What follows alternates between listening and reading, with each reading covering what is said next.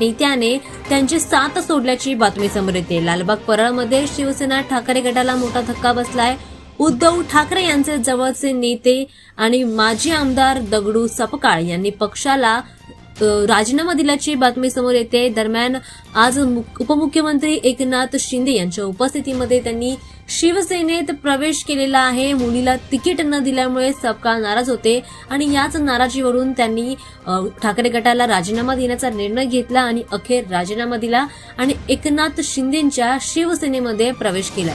दरम्यान दगडू सपकाळ हे मुंबईतील शिवडीचे माजी आमदार आहेत। त्यांच्यावर पश्चिम महाराष्ट्राच्या संपर्क प्रमुख पदाची जबाबदारी सुद्धा होती। मुंबई महानगरपालिका निवडणुकीत विभाग क्रमांक 203 मधून त्यांची मुलगी महापालिका निवडणुकीच्या मैदानात उतरण्यासाठी इच्छुक होती, लढण्यासाठी इच्छुक होती।